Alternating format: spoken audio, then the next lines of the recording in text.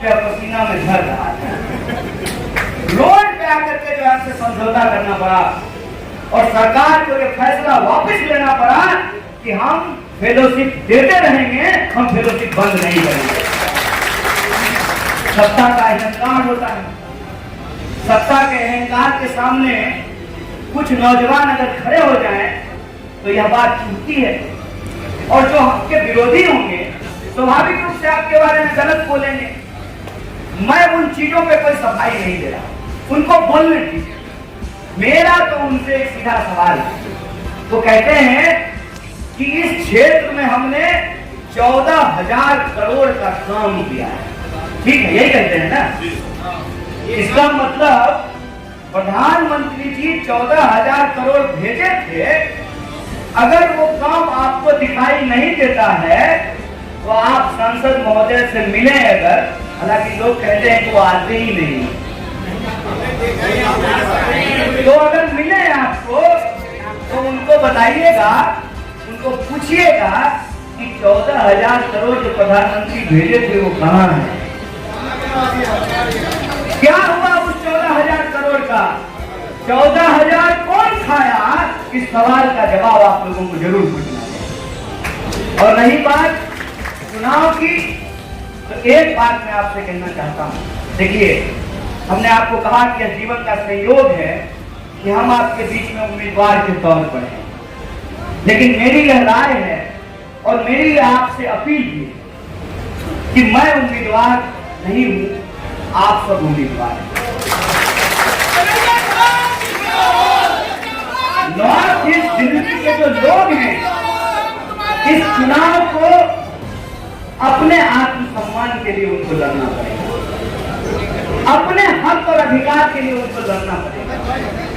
और north east के दिल्ली के लोगों को, नई दिल्ली में बैठने वाले लोगों को यह संदेश देना पड़ेगा कि देश में जब भी बदलाव आया है तो उसकी शुरुआत यमुना के किनारे से हुई। ये संदेश उसको देना पड़ेगा कि किसी को भी आप हमारे सामने भेज दीजिएगा और बार बार हम उसको चुनाव जिता देंगे और वो इस क्षेत्र के लिए कोई काम नहीं करेगा, ये चलने वाला नहीं है। जो काम करेगा उसी को जिताएंगे, जो काम नहीं करेगा उसको हराएंगे। ये आत्मसम्मान के लिए आपको लड़ना पड़ेगा। आपको ये संदेश देना पड़ेगा इस देश को कि दिल्ली के चुने हुए मुख्यमंत्री को जेल में डाला है, ये लोकतंत्र का अपमान है, ये दिल्ली के लोगों का अपमान है।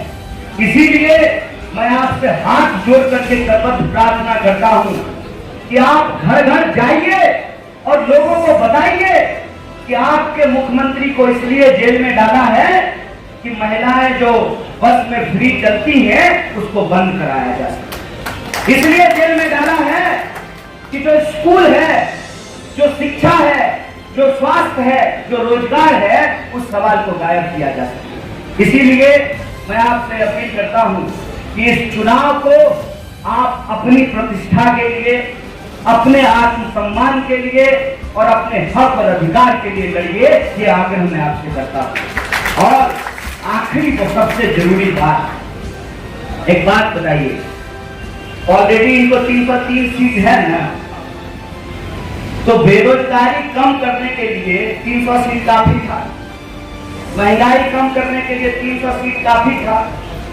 आखिर ऐसा कौन सा काम है, 15 लाख आपके खाते में पहुंचाने के लिए भी 300 सीट काफी था।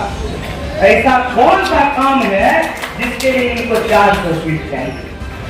इनको 400 सीट इसलिए चाहिए कि ये देश में शाह और तानाशाह का शासन लाना चाहते हैं। हमको लोकतंत्र के पक्ष में, संविधान के पक्ष में अपने हक और अधिकार के लिए, अपने हक और अधिकार के लिए लड़ना पड़ेगा। और मैं आपसे मिला हूं, 24 लाख वोटर हैं, मैं सभी मतदाताओं को नमस्कार करता हूं। हो सकता है कि मैं सबसे मिल ना सकूं। अगर आपको मेरी बात में सच्चाई लगती है, कहते हैं ना, हाथ कंगन को आरसी का और पढ़े लिखे को फारसी का, प्रत्यक्षम किम प्रमाणम, मैं आपके सामने खड़ा हूं, मैं कोई चीज पढ़ के तो नहीं बोल रहा हूं, मेरे सामने टेलीप्रॉम्प्टर तो नहीं लगा हुआ है, मेरे जीवन की जो सच्चाई है वो सच्चाई मैं आपके सामने व्यक्त कर रहा हूं, और आपकी सच्चाई हमारी सच्चाई कोई अलग सच्चाई नहीं है। आपकी सच्चाई हमारी सच्चाई कोई अलग नहीं है। आपकी कहानी और हमारी कहानी कोई अलग नहीं है। इसीलिए अगर आपको मेरे ऊपर भरोसा है तो आप अपने भरोसे से, अपने विश्वास से, अपने घर के लोगों को, अपने पड़ोसियों को, अपने गली के लोगों को, अपने वार्ड के लोगों को बताइए और समझाइए कि यह चुनाव कन्हैया नहीं, कांग्रेस नहीं, आम आदमी पार्टी नहीं, दिल्ली की जनता लड़ रही है, दिल्ली के आत्मसम्मान के लिए। उसी आग्रह के साथ एक बार पुनः अपने सभी साथियों का बहुत बहुत धन्यवाद।